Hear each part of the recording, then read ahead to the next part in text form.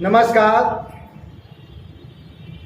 आज आप यह देख रहे होंगे कि हमारे देश में जिस तरह से चुनाव नज़दीक आता है और सत्ताधारी राजनीतिक पार्टियां और विपक्ष की राजनीतिक पार्टियां अब क्या है कि वोटर को लुभाने के लिए अब यह कि पैसे बांटने का खेल कर रहे हैं।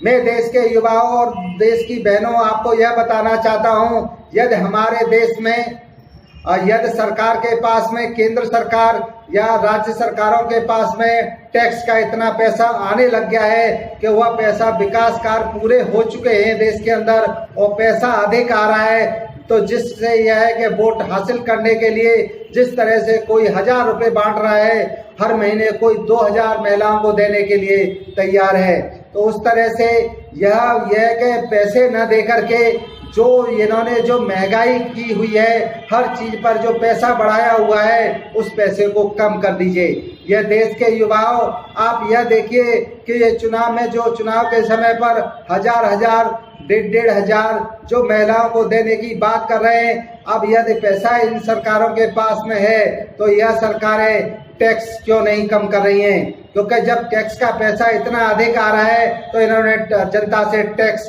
लेना कम कर देना चाहिए, क्योंकि जिस राज्य को पैसे की जरूरत नहीं होती है, उसको यह है कि माने चलिए वहाँ जनता पर पड़ने वाले बोझ जो टैक्स है उसको समाप्त कर देना चाहिए, क्योंकि आप यह देख रहे हो कि किस तरह से अब राजनीतिक पार्टियां पैसे बांट के वोट हासिल करना चाहती है, किसी मुद्दे पर बात नहीं करना चाहती, चाहे वह युवाओं के रोजगार के लिए बात हो जाए, चाहे यह कि यातायात की सुरक्षा के लिए बात हो जाए, चाहे यह कि भारत को विकसित देश बनाने के लिए बात हो जाए, चाहे देश की महिलाओं की सुरक्षा की बात हो जाए, चाहे यह कि बहुत सारे ऐसे डेवलपमेंट हैं जिन पे यह कि काम करना चाहिए।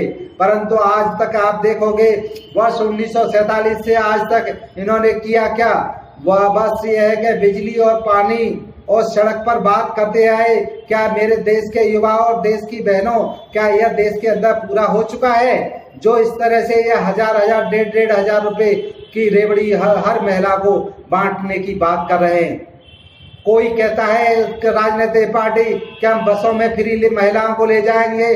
अरे बसों में यदि आपको फ्री लेके जाना है तो पुरुषों से क्या परेशानी है? पूरे देश अपने राज्य में टोटल यातायात फ्री कर दीजिए।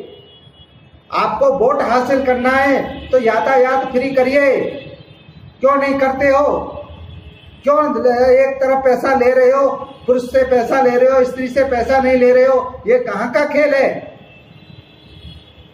तो इसलिए यह देश के युवाओं, आप जागो कि यह आपको किस तरह से धोखा दे रहे। आने वाले समय में देश के युवा, अब आप यह कि देश पूरा 98% शिक्षित है, इसलिए देश के युवाओं, आप यह कि शिक्षित होने के नाते आप सोचिए कि जब राजनीतिक पार्टियों को, जो सत्ताधारी राजनीतिक पार्टियों को पैसे की जरूरत नहीं है, तो हम टैक्स किस बात का दें? जय हिंद, जय भारत।